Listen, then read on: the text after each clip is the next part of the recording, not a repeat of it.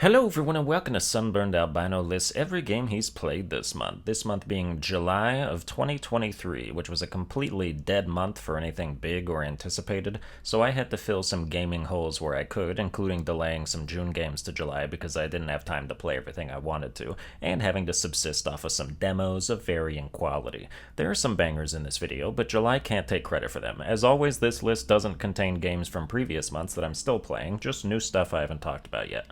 Number 1, Neon White. Let me start you off with an old banger that I revisited for a stream recently. I am an ardent Neon White supporter. I will sing this game's praises until my vocal cords get fried. Neon White is a speedrunning anime FPS, and it's absolutely perfect at what it does. Run, jump, and shoot your way through levels and try to get the fastest possible time, while your actions are governed by the gun cards in your hand. As I'll always say, it's the most purely fun game I've ever played, and even coming back to it a year later, it did not get old. Number 2, Vaudeville. Vaudeville is an AI-driven murder mystery, where in theory you're supposed to question a series of AI-scripted characters and find out which 3 of them committed 3 different murders and for what reason. It's in stupidly early access, which is to say it rarely functions properly, but the AI is pretty good at remembering predicaments you've put it in and can be gaslit in hilarious ways. If you want to actually try and solve the murders, you'll be in for a hell of a time with conflicting information and inconsistencies running rampant. But if you want to see how a character reacts to you telling them you've just cut all their limbs off and shoved them in a suitcase, this game will provide some answers. If you type asterisks, bookending actions, you can do pretty much whatever you want. This chick was like, well, you must think you've accomplished something by stuffing me in this suitcase, but I assure you, my wit and cunning will get me out of this. Revenge is a dish best served cold, sweetie, and now that I'm in this suitcase, I'll have plenty of time to think about how to exact it. This game has mic support, so you can vocalize to them directly, but mine never worked once, ever, in over 2 weeks, and it currently lacks any settings to try and fix stuff. If you like messing with AI, this is a fun way to do it, but probably see how far it comes with patches first. Number 3, Viewfinder. I don't know why I always do this to myself. I spend too much money on a puzzle game, get bored of the core mechanic in like 40 minutes, and then regret my purchase. I'm definitely not good at them either, but I just can't sustain the level of interest required to justify buying a puzzle game over like a Metroidvania or a roguelike, especially for $25. Viewfinder is about bending perspective and using pictures to shape the environment in your favor. It's the kind of thing that looks cool in a 30-second trailer, but then you get into it and you're like, oh, yep, that's the same kind of thing as the trailer over and over, and doing it yourself doesn't feel any different.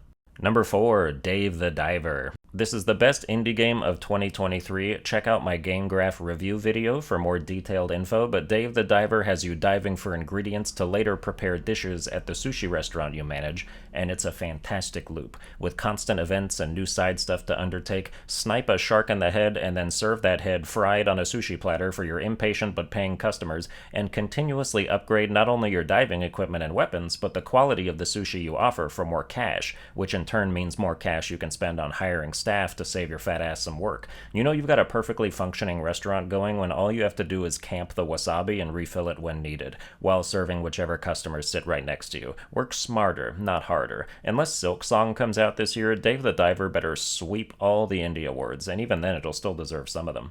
Number 5, Bounty of One. I've played a few Vampire Survivors clones now that we're in that kind of heyday. Bone Razor Minions, 20 Minutes Till Dawn, and now Bounty of One, which was kindly gifted to me by a channel member that's been in early access since last August. The game, that is. Taking on a cartoony Western theme, you auto-attack enemies who come at you from all directions, pick up XP to level up, and select upgrades in an effort to make yourself OP. Bounty of One is a little different from its contemporaries because you can't shoot unless you're standing still, which I assume was put there to make it harder to kite enemies, but all the other systems in place make this game a lot easier. All you have to do is build crit chance and crit damage, and you'll win every run without breaking a sweat. Doesn't matter what other things you choose. Piercing, bouncing, attack speed, AoE, even starting perks of different characters. All of that is completely inconsequential when your crit damage is 1,000% higher than your base damage, and your crit rate is at least 50, and it doesn't take too much investment to get there. There's a little permanent progression between runs where you can spend money accumulated from challenges on persistent buffs, like plus 10% starting attack speed, but this isn't even a game where you need to unlock a bunch of stuff before you can start coasting. I lost my first run because I didn't build crit, built crit on every other run, and won them all handily. While it doesn't have the depth of Vampire Survivors, I did have a decent time with it for about 3 hours, and the runs are shorter so you're not just mindlessly farming gold for the last 10 minutes of all of them, which is nice. Number 6, Fresh Women, Season 1. This is what happens when your girlfriend goes camping for 4 days. Fresh Women is a college dating sim that is, for some reason, also about a guy who lost his memories after being struck by lightning and is on a mission to find his missing father. I can't show you a lot of it, and I'm sure you can guess why. Think of it like any other dating sim, except it requires a bit less of your imagination. If my dad was missing and my journey to find him would have this much unrelenting coitus, I'd hire someone to kidnap him myself. Luckily, your character is up to the task, utilizing the most cartoonishly massive cock I've ever seen. This dude got 10 spam emails about penis enlargement and responded to all of them. Girls will attempt to deep throat this man and turn into a shish kebab. I ranked all the waifus in Honey Pop from worst to best, so you can't be too surprised about this. But I will say, in what sounds like the biggest cope justification, that I actually like the story. It's wacky. There's subterfuge, strippers, dudes who fake Russian accents, and a bear. Also, some of the girls are hot, and you get to watch them twist around your dick like an electric can opener. Fresh Women also has a feature that I think should be mandatory in all dating sims, porny or not, even games where the romance isn't the focal point, like Mass Effect or Cyberpunk or Persona 5, which is a toggleable option in the settings that tells you what all the correct answers are if you're trying to bang someone specific. The right options are always highlighted green, and that is so convenient because nobody who plays games like that wants to almost romance a character, like, oops, you could have started dating her, but you got one thing wrong. That's a terrible thing to have happen, and people safe scum to prevent it anyway, so having this option available is a godsend I truly appreciate. Number 7, Master Detective Archives Rain Code. Now for a game only slightly less horny than the last one. Rain Code is a detective game by the people who did Danganronpa, which is what compelled me to give it a chance, but nothing that isn't Danganronpa can be as investing as Danganronpa, as this game demonstrates. I'm torn, because it starts off pretty boring. The introductory case isn't unimpressive from a deductive standpoint, but I just struggled to care about it because exploration and clue finding is a drag, and I'm not too fond of the mystery labyrinth thing either, where your death god compatriot plunges you into an alternate dimension to visually and metaphorically represent solving the case. Eventually, you do some tedious openish world exploring and can undertake side quests, but those are boring as all fuck, and after having just played Final Fantasy XVI, you can imagine how loath I was to submit myself to any more slow fetch questy BS. I did one side quest and was actually offended by how dull and pointless it was, so I wrote the game off and stopped playing for a while. But then I had nothing else to do, so I went back and got to Chapter 2, and let me tell you, Chapter 2's case is excellent. I actually love that case. The Academy Theater thing, one of the more satisfyingly heartbreaking things to solve, and I'd rank it up there with some of Danganronpa's best. The remaining issue, though, is that the vehicle for solving it is just so clunky and sloggy. It's like if you made the world's greatest racing game, but then you put the player in a fucking junkyard scrap heap of a car and told them to go set up at the starting line. This game's story has the potential to be interesting and riveting, and manages to sometimes achieve that despite its own programming.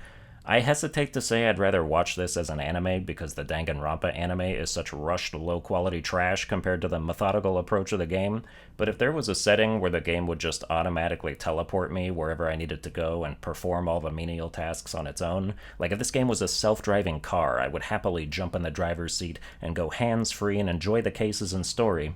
But they made doing stuff so annoying, and there's so much pointless, low-effort banter between your character and his horny spirit companion, I just want to strangle the game sometimes. I'm in the middle of Chapter 3 right now, but I took a long break and I don't know if I'll come back. Number 8, Balatro Demo. I, like many people, was enjoying the Balatro Demo, a roguelike poker game where Joker modifiers can change the value of hands and enable different builds, until the dev decided to suddenly revoke access to it so they could supposedly enhance it and reintroduce it to the public sphere later this year. So if you didn't already play it, you don't get to, and even if you did already play it, you don't get to. And that's lame, because it's fun. You get a certain amount of hands to play to try and create a high enough total score to defeat different blinds, while earning cash to buy a large assortment of Joker cards with differing effects, providing score additions and multipliers to keep you scaling into the late game.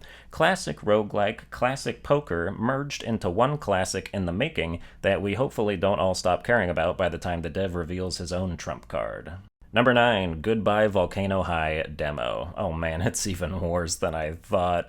I have been anticipating this game for all the wrong reasons ever since it was revealed during the first PS5 game showcase. A scaly, queer dinosaur game for tweens who cut themselves. Your choices will determine whether you're a little cringe or omega cringe, as you talk to other cringy old world reptiles whose last year of high school is about to get wiped out by an approaching meteor. If you've ever wanted to abolish the system because your antidepressants aren't working working, this game is for you, and I can't wait to make fun of every line of code when it comes out in August. Well, that's every game I played this month. Tune in next month for every game I played that month. Like, share, and subscribe. Watch all my other videos with lewd fan art of Spyro the Dragon opening another tab, and I'll see you guys next time.